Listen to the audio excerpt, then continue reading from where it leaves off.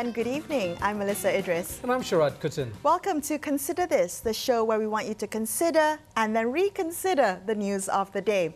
Let's begin with an update on the COVID-19 outbreak. So the first piece of good news, we're going to start with the good news first, all right? The first piece of good news is that the Ministry of Health has confirmed that all 107 Malaysians who were evacuated from Wuhan earlier this month have been allowed to go home. Now, the second piece of good news is that there were no new cases of COVID-19 reported in Malaysia today. And thirdly, the Health Ministry has announced that to date, half of all COVID-19 patients in Malaysia have fully recovered. So there are now 11 patients still warded, but another 11 people have been discharged after making a full recovery. So that's the good news. What's the bad news, Sharaad? Well, I don't know if there's bad news as such, but I mean, it clearly is a developing situation. There's reports about the possibility of other epicenters developing around this this outbreak that might move from China out to other centers, especially those countries who have reported a lot of local transmission that are unconnected with contact with, or those who have come back from China, as it were.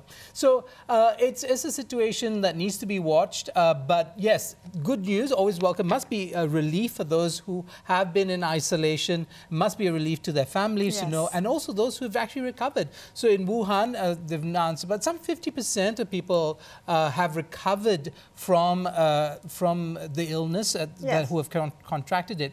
So, and we've said over the weeks that in fact the recovery rate, the mortality rate has been very low. The recovery rate there. So for us to see as half well. of all the people of the confirmed COVID-19 cases in Malaysia have made a recovery. That's really encouraging. Now, you mentioned new epicenters of COVID-19. So in an interview with Malaysia Kini, Dr. Christopher Lee, who's the former head of the Health Ministry's Infectious Diseases Unit, said he's paying close attention to developments in Singapore. So Singapore could be the new epicenter for the COVID-19 virus. Now, speaking of Singapore, last week, Singapore's Minister for Trade and Industry, Chan Chung Sing, had a bit of an issue. So he had a closed-door meeting with a group of business leaders in which he made comments about Singaporeans panic buying and hoarding items like instant noodles and toilet paper. In fact, he described it as disgraceful and idiotic,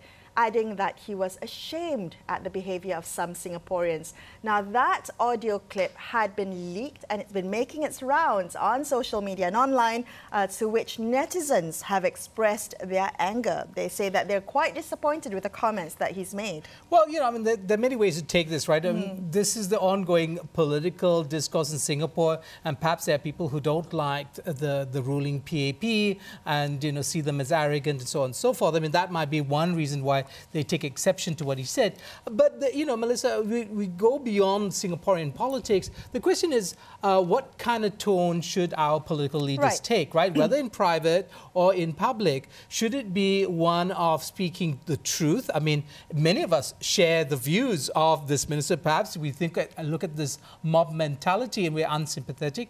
Whereas, some of us might take the view that politicians always have to have empathy. That should be their default mode. Well, one of the netizens, the comments online, said that Chan came across as someone who is militant, impatient, arrogant and lacking in empathy.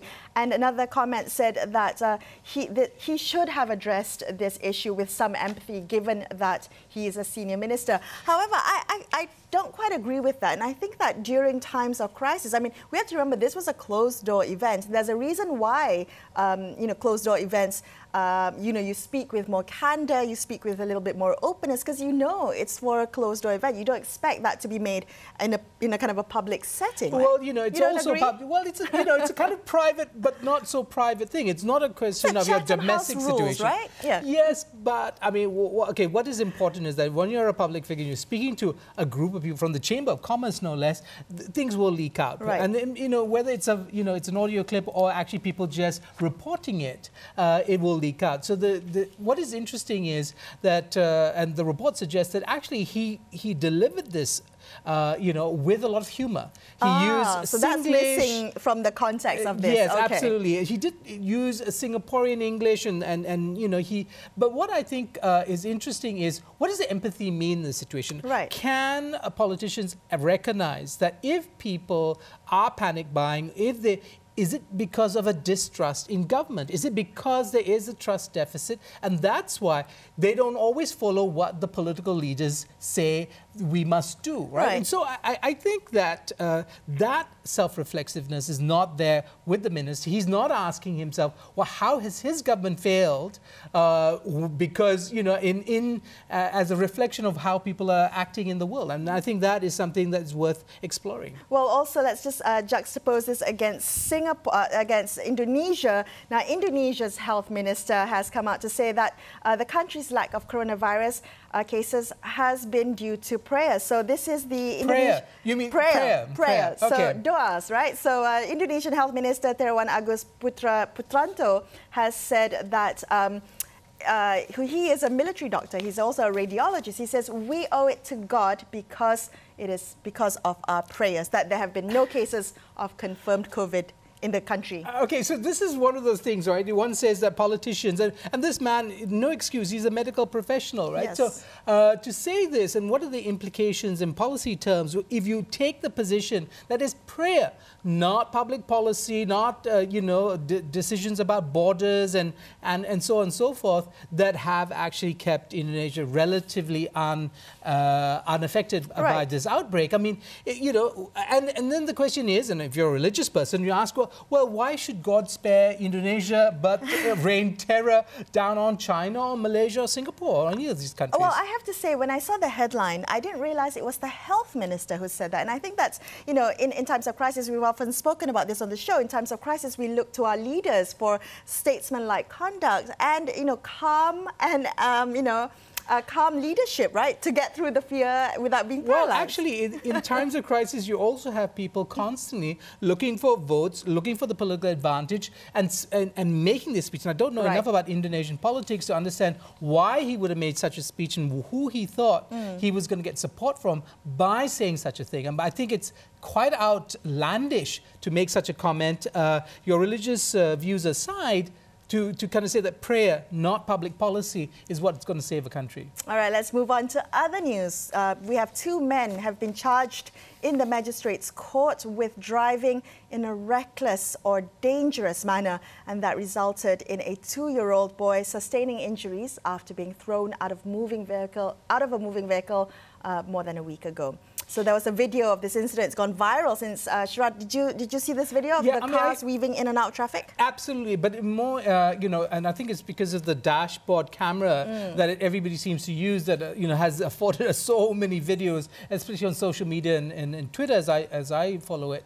But this child who suddenly emerges as the car draws closer to the child, and also the lorry that intervenes, you know, kind of blocking the child, and then, you know, people jumping out and saving the child. The question really is the responsibility of the parents. Now, the 2 individuals are not the parents, they're from the other car that were driving recklessly. But what if that child had been in a car seat? Clearly, the child was not harnessed in any way. That's why the child could get flung out of the window. Now, do those parents owe some responsibility? Should they be... For negligence, you mean, perhaps? Absolutely. I mean, you know, that, of course, is a larger question, and I'm not sure what the law says about that. But that is a question, I think, that animates a lot of discussion today about the child car seat. Well, particularly because we also had news that a 9-month-old girl died of heat stroke after she was left for some 4 hours in the back seat of a car by her father. Now, the father found his daughter unconscious in the back seat of the car around 1 p.m. Apparently, the victim, who's the youngest of 3 sisters, is believed to have been left in the car since 9 a.m. Now, I don't know about you, but a lot of the conversations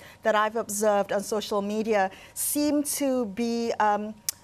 To blame the father for not noticing, how, you know, some of the comments have been, how can you not remember your child in the back seat. Yeah, and, you know, and this, unfortunately, is not a uniquely Malaysian situation. Yes, in America as well. Absolutely. Many, I mean, literally in the hundreds of child deaths as a consequence of being left in the car.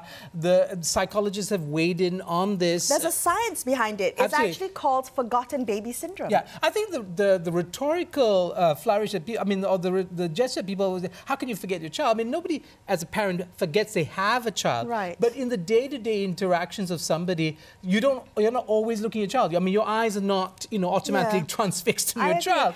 They can be forgotten. I was really taken aback by the kind of parent shaming that I saw on social media, and I think that was really uncalled for. Where do you think that comes from, Melisa? I think it's a sense of superiority or morality that a lot of people have when it comes to judging other people's parenting skills. And I say this as a single, you know, a childless woman. Yeah, well, I'm non-reproductive myself, so I mean, I must say, especially for parents of young children who are sleep deprived, and that's what some of the experts are saying.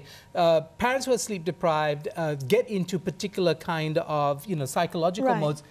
Children can be forgotten, not out of bad intentions, but just the realities of daily living. Yeah, right? well, our thoughts and prayers go out to the family who suffered the tragedy. We're going to take a quick break on Consider This, but after this, we'll take a closer look at the efforts to save the most trafficked mammal in the world, penguins. Stay tuned to Consider This.